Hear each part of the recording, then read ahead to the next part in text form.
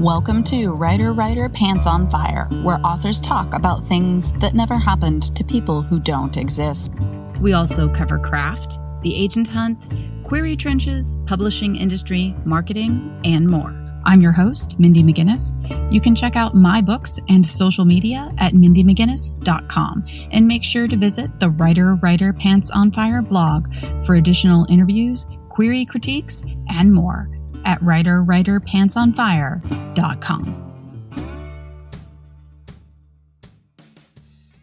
We're here with Janet Sternburg, who is the author of White Matter, which is a fascinating little bit of family history that touches on something that I personally am very invested in, which is the treatment of mental illness and the misunderstanding of mental illness in the past, and how certain procedures, in this case, lobotomies, have been overused. Janet writes extensively about this in her book, White Matter. So if you would just like to start out by talking a little bit about who you are, what you do, and how you came to write White Matter. First of all, I am a writer and always have been from when I can remember. But in 1998, to that, I added photography. So I am now a pretty serious fine arts photographer. And my latest work, my newest book, is actually a book of photography with text. White Matter came out in 2016. So I hope you'll understand me as someone who both shuttles back and forth between two art forms, sometimes connects them, and who spent the years essentially, give or take, let's just say 2016 is when it was published. I probably started White Matter in 2006. That means it took me a very long time to write this book because I wanted to, first of all, answer a question that is fairly unique to my own family. And then I wanted to answer it in the book by both telling the story of my family and then also connecting it with larger developments in the history of medical treatment. The unique thing about my family is my mother was one of 6 children, essentially a Polish, Russian, Jewish second-generation family. When the 6 children became adults, 2 of the 6 were given lobotomies. But it's very unusual to have 2 in one's immediate family. And I say immediate because even though it's my aunt and uncle, I grew up with them. They were around all the time, both before and after. So I felt I had to write a book when I realized many years later how unusual this was. You know, when you're a kid, everything seems normal. It's what you accept. And only later did I discover not at all. And then that posed a whole set of difficult questions for me. What happened? How could it have happened? Were the right decisions made? Family, who I always thought were good people, in fact, done something rather awful to their own kin? Was it the best they could do given the circumstances? So that was the point at which I felt I had to write this book. You bring up so many good points that I want to continue talking about, but that sense of hindsight, you're absolutely right. When you're a child, everything around you is normalized. So you think that other people are living lives that are similar. I grew up in a pretty conservative rural area of Ohio. So I just assumed everyone went to church, that's what everyone did on Sunday mornings. You went to church. I had no idea that there were people that did not participate in Christianity. When you grow up, you run into other experiences and you're just like, oh, wait a minute. And you have to rethink some of the things that happened in your life. But in your case, that means actually questioning some of the decisions and then also the motives of people in your family. I know a lot of my listeners have the intent of possibly doing that as well. But when you're writing about yourself and about your own family, there's always the chance that people are not going to like the way they are portrayed. What was that like for you emotionally as a writer, to be going through those movements of questioning your own mother and then your aunts, but then also reactions within the family that you had decided to write about this thing? First of all, I want to begin by saying that I don't consider this a memoir. This is not a commentary on your calling it that, because the publisher wanted to, as all publishers do, give it a subtitle that essentially defined it. In the days when we all went to bookstores, which it would be the cue. This is where to shelve it. Memoir. Mm-hmm. Why don't I like it? Because when I hear the word memoir, I hear me. That's the first part of it. Moi. That's the second part of it in French. Me. I am not writing a book of me. On the contrary, but let's call it a hybrid book. Some people have experienced it as almost like reading a novel, a page turner. What is going to happen in this family, even though the reader knows what will happen? And here is a writerly point about that aspect, which is I came to the understanding that it was going to be my voice that would pull the story along, not me, Janet, but this person telling the story. And I had to learn how to tell that story in a way that that aspect would keep a reader going. At the same time, it is, to use the language of film, perhaps, which I've worked a lot in, it's intercut. It's intercut with the history of medical illness, with neurology, some facts about how it works. And that goes back to the title. White matter is the switchboard in the brain between the limbic, i.e., the emotional brain, and the frontal lobe, which makes all the executive decisions. Mm-hmm. So if you cut that switchboard and you are, for example, schizophrenic, diagnosed as such, you may still hear voices that say, this is a terrible person, you should harm them. They won't reach the frontal lobe where the decision is made. So to put it more simply, it's the link between feeling and thinking. And I wanted all that to be in the book as well. And I won't go on, but there are other layers that I could talk about. So it was a very large job of weaving, not to put too much information in or speculation or essay material that you would lose the thread of the story. So having dealt with that question of not a memoir, I'll answer your other question directly. It was really hard because these people were people I knew. And I did something, I'll tell you briefly what it is. It doesn't mean that anybody else should do it, but it was a good technique for me. I knew I needed to see them as people outside of me, as characters, as not my uncle, as not my mother. How do you do that? For me, what I found was something that you may or may not know. It's called the Enneagram, and it's a personality system, in effect, that I won't even begin to get into now, but it does have very useful and helpful and not reductive ways of seeing people, because many personality systems do say, well, you're a this or you're a that. The Enneagram is, I think, very good.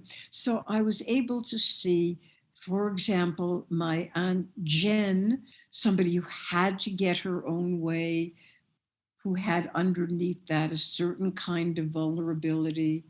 My Aunt Etta as somebody who wanted to make peace all the time and would not stand up against others, even though she was a very fine peacekeeper, but it didn't always work.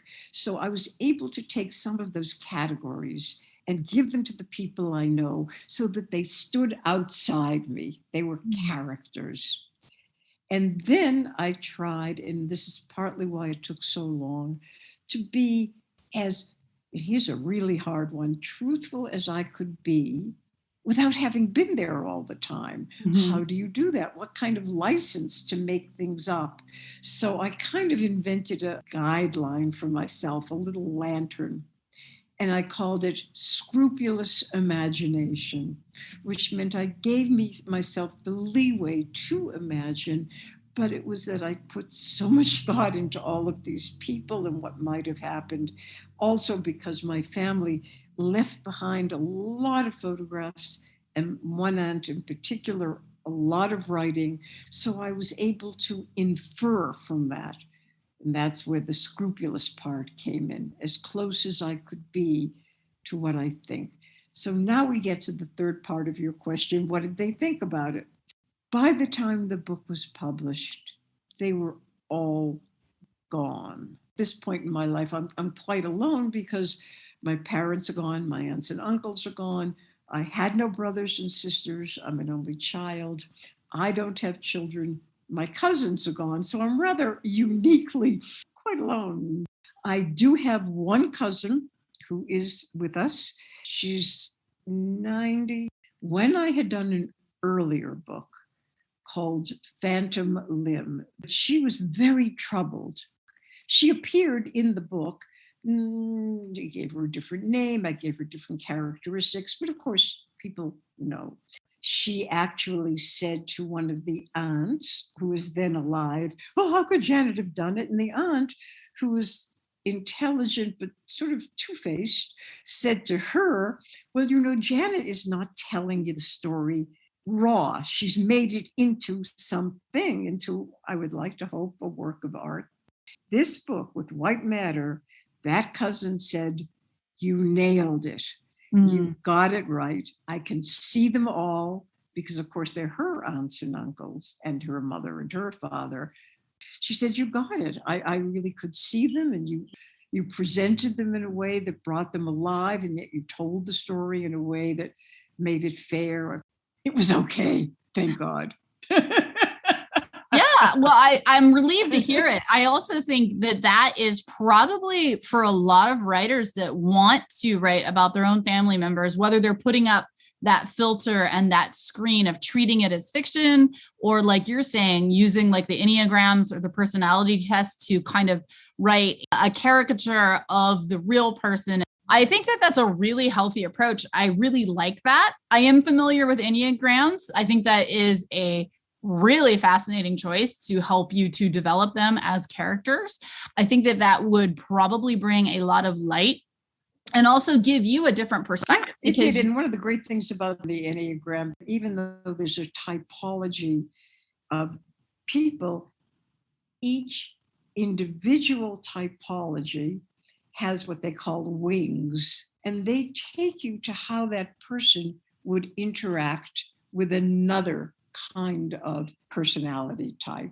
And you could get a sense of what the dynamics, I knew what they were already, but I didn't know why it might be inevitable for the particular, let's just say, the wound of one person to inflict itself on another. It really did help me work with whatever speaks to you, There was something you just said a second ago that I wanted to come back to. I know what it is. I am a very big fan of hindsight, period. And I'll tell you two examples that go to the point of how hindsight is always changing. I am comfortable with the way that I presented the people in white matter. But just the other day, I was thinking, the way that Sam was not very nice to my father. And the other day, I was thinking about that in context of something present in my life. And I could see, how with a camera, you can shift the focus. Well, the focus shifted. I saw different aspects. I saw it long shot, medium shot, to use film, close up, whatever it was, the mind brought something new to that relationship. The other thing is, there are two books of mine that I did essentially early 80s, early 90s, and they've been in print now well, the first one for 40 years and the other one for 30 years. The book's about what it means to be a woman who writes, a contemporary woman. They're called The Writer on Her Work, and they were published by Norton, has kept them in print because, well, for any number of reasons, presumably they still sell, but it was also because they were the first of its kind. Mm-hmm. And recently, the Literary Archive, the Harry Ransom Center at the University of Texas at Austin, acquired my archive for those books, which is thrilling. I mean, this means all that material will be there forever. It's everything from my correspondence to the editing notes it's all there. Nice. Now, what is the point of why am I telling you this? Because they asked me to do an interview with them, a written one, about my thinking about these books. So we come to the issue of hindsight. And I have had occasion to talk about these books and write about them a fair amount through the years. And it would have been very easy to say, well, yeah, pull out the regular old stuff that I've said before. Mm-hmm. I thought, no, I'm going to look at it afresh. I'm going to look at this with hindsight. And so, for example, when the interviewer said, well, if you were doing this books now, what would you do? And I said, they shouldn't be done now. We need other voices. We need to hear other points of view. So it's so wonderful to spend a life revisiting and continually using hindsight to reinvestigate one's work and one's life. And now that I'm old enough, I can do it. I mean, you can do it all your life, but now I really can. Yes. Started in the midst of the pandemic, the founder of Hydronique Hydration, a frontline healthcare worker, began developing constant headaches due to not being properly hydrated while on the job. Available drinks with all the necessary vitamins and minerals also came with a ton of sugar and caffeine. That's why he created Hydronique Hydration, sugar-free, keto-friendly, plant-based, antioxidant-rich electrolyte powder packets for daily use. They contain all the essential vitamins and minerals with a refreshing taste. Hydronique Hydration also contains elderberry, which has immune-boosting properties for support during this cold and flu season. Hydronique Hydration electrolyte powder packets can also fit in your bag or suitcase when traveling, if you can remember traveling. So, if you have trouble drinking healthily during your busy days in 2022, but want a sugar-free, keto-friendly vitamin drink, give Hydronique Hydration a try. Each pouch contains 30 electrolyte powder packets, perfect for a 1-month supply. Visit the website hydroniquehydration.com.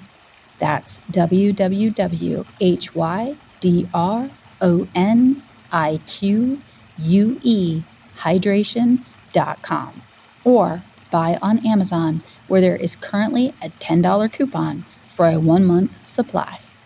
Visit hydroniquehydration.com to learn more. But I want to go back to what you were saying about the relationship between Sam and your father, and you kind of reconfiguring that in terms of a film and a close shot and a medium shot and a long shot, and that giving you a new perspective. So that is a great example of you using your experience in film and also in photography and tying that into not only hindsight and your reactions to other people's relationships in the past, but also your writing. So if you could talk a little bit about those two mediums intersecting creatively and how they inform each other. Well, that's just a great question. I will add, it's a question I am going to spend the rest of my life answering. I'll also add that now there are 2 books of mine that are out of my photography. The first one is called Overspilling World. And in that book, there's an essay called There for the Seeing that I wrote. There are some other essays. I'm really kind of happy about that. I mean, the filmmaker Wim Wenders wrote an essay about my work, and I didn't know him, and I thought that was pretty wonderful. But I did write an essay in which I talked about living in the corridor between writing and photography. I talked about how writing for me, I called it the furrowed brow. I really try to get things right. I'm waiting for a click, it's right. And that click can take years. Photography is so much more immediate. It is so much more playful. I don't mean that photographers are playful. I mean, the medium encompasses all kinds of subjects and kinds of ways of working, but you do have this joyful thing of going out in the world and seeing what comes to you in that world and bringing it back almost like a fisherman. What do I have in my net? Then thinking, well, is this something that I'm interested in keeping? Do I want to work with it? I don't manipulate, but I crop. Is this something that is saying something about what I'm thinking about and don't even know I'm thinking about? So it's a dynamic process that does not have as much suffering. However, one of the things that really, really interests me is the relationship of word to image. And I got really interested in it long time ago when I was working for public television, and I essentially got money from my then boss to do a very short film on a writer I adored, Virginia Woolf. The film was not trying to make somebody be her, more to evoke her. And there was landscape and an actor who was evocative. And then I used a lot of writing of Virginia Woolf, voiceover. And I learned this great big lesson. They fight each other. A whole lot of words and a whole lot of images fight. And so I've been thinking about that one way or another ever since. I tried an experiment with a book of poems, Optic Nerve, and it's from Red Hen, which is a wonderful poetry publisher and now prose. And I tried inserting in a poem, not every poem, only if some wanted it, a small image, the size, say, of what a stanza would be. Mm-hmm. So the experience of reading would be starting at the top, going down, encountering an image, and then going on. And I'm not sure it really worked, to be honest, but it gives you a sense of how I'm trying to think of them as forms that intersect. The newest book that just came out in October is called I've Been Walking, and its subtitle is Janet Sternburg, Los Angeles Photographs. And they were all images that I took in 1 year, the year of the lockdown. Not documenting it. I'm not a documentary photographer. I'm not a photographer who sort of manipulates and tries to make the work into a certain kind of art object. Both are fine, it's just not what I do.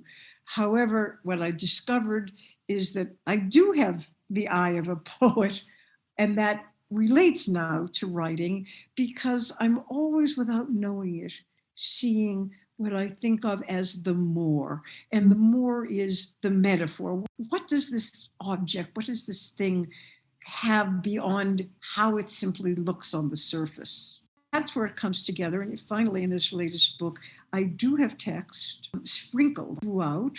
So there's lots of times when there's an image and there is no text. It's spare and it kind of floats. I had a great designer I worked with, and he got it and he let it float a lot. I think it almost works because it's not completely clear that it's essentially two long sentences, and some people think that it's a caption to the image on the other side. It's not. Mm-hmm. So I keep working at it. And also, you have to stay interested, as you know. Yes. I want to come back to something you had mentioned, I think is really interesting, the writer on her work, and talking about specifically being a woman.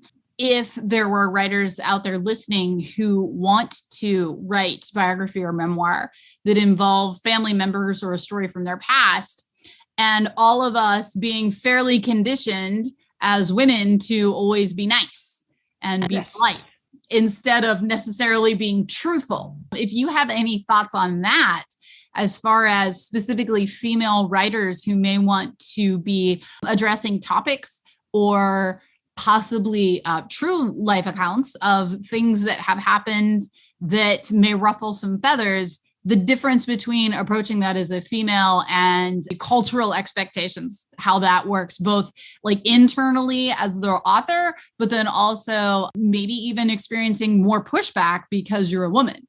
The quick answer is you betcha. I know just what you're talking about.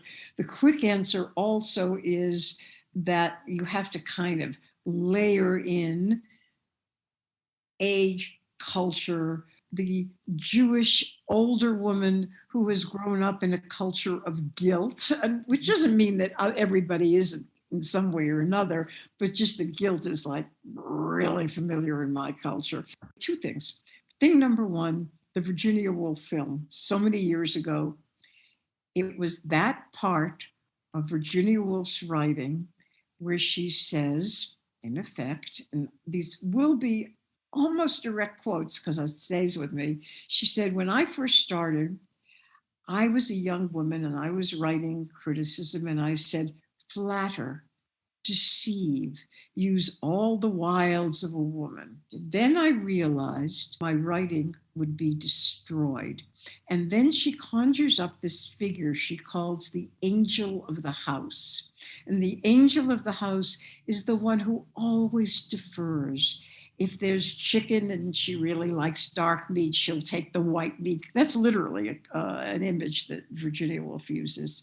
And then the angel of the house, I caught her by the throat and I strangled her. If I had not killed her, she would have killed me. Nice. She would have plucked the heart out of my writing. So yes, it's something I do think people suffer a good deal from the angel of the house in contemporary terms, contemporary life.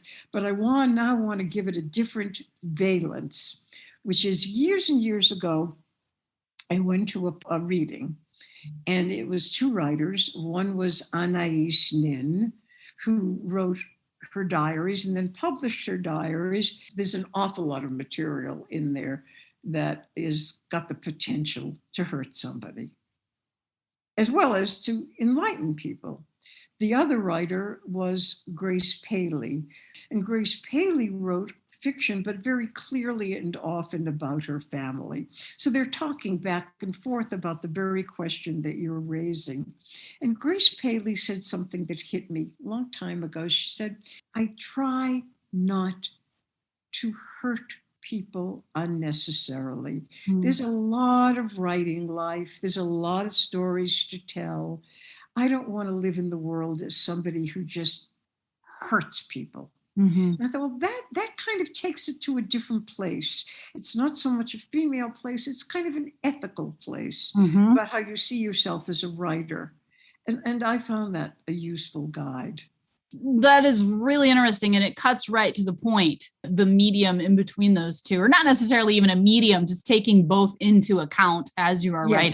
I had not heard the Virginia Woolf quote about the angel of the house and killing her so that she will not pluck out your heart. But yes, quite a few of my books recently are being caught up in censorship and getting banned and being challenged. I think it's wonderful. I write about dark topics. I write about tough subjects. And if it makes people think, then that's wonderful. If they aren't comfortable with their own thoughts, then that's not my fault or my problem. I never, as you said, wrote with the intention of hurting or harming anyone. I do not feel guilt for what I have produced because, number one, it's fiction, but also it is a true representation still of the world. My books are dark and aren't particularly safe because I'm writing them for people that aren't existing in safe places. You know, I'm writing them for sexual abuse survivors, and I'm writing them for people struggling with addiction. Those are not happy, comfortable places. I must represent them accurately, faithfully, and truly in order to paint that picture. So I don't apologize for my work, and I appreciate the Virginia Woolf quote while also appreciating the other perspective. And you're right. It's not a gender perspective. It's truly ethical, moral. Don't hurt for the sake of hurting. Exactly. And something else about that, I think, first of all, the world has really changed. So much more subject matter is out there, permissible, so to speak. Yes. One thing that I think is not permissible is what I think of as triumphal endings. And a lot of the stuff that's out there that's very dark gets a lot of praise because it moves toward a reconciliation that everybody can understand and feel good about. And there's nothing wrong with that, but I personally believe the world is more complex. Yes. And I don't want to be a part of that triumphal, it's okay now and I've conquered it, even if it isn't in self-help, even if it's in really very good writers. So I think the world can take darkness. What was that William Styron book about his depression, Darkness Visible? But I do know that he did not, quote unquote, conquer his depression. That notion of conquering, and we can do it, and the will and all that. I just think life is much more complicated, and that as writers and any sort of artist, that's our job. A lot of the flack that I get for my own writing is that I don't write happy endings. It's a gray. It's a okay for now kind of ending sometimes, or you may have survived, but you have scars now. And scars are interesting. Yes. Scars are almost a definition of hindsight because they're what linger. One of my favorite quotes is from Women Who Run with the Wolves. And she says, scar tissue is stronger than skin.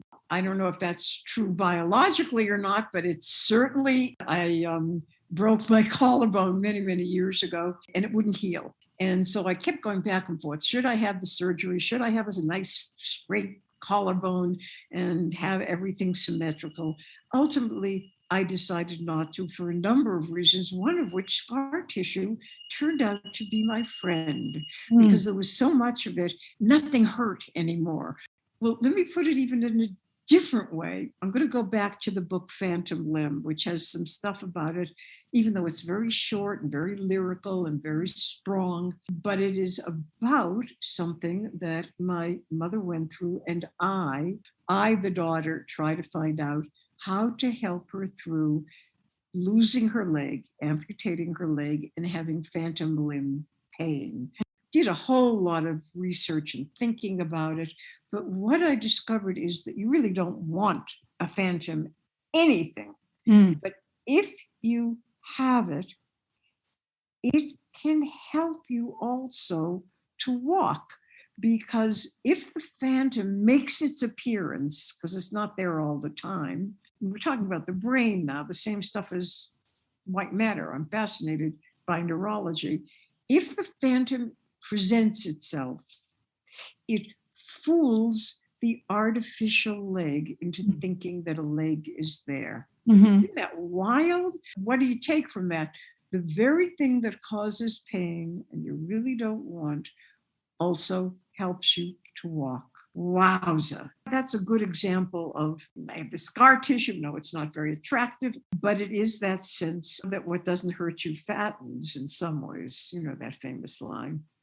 Last thing, why don't you let listeners know where they can find you online if you're active online, or your website, but also where they can purchase your work?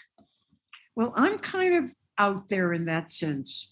If anybody simply Googles me, they will get a lot of stuff. But there's one thing that's super important. Nobody ever spells my name right. It's Janet, obviously, Sternburg. It's B-U-R-G. You will get my photo website, book website. All my books are on Amazon, both the ones we're talking about and the photography books. For those of you who dislike Amazon, understandable.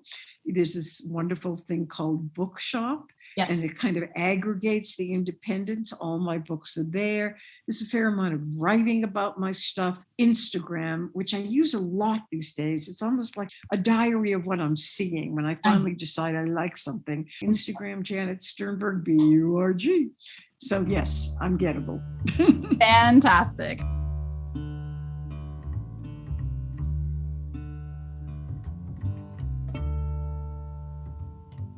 Writer Pants on Fire is produced by Mindy McGinnis. Music by Jack Corbel.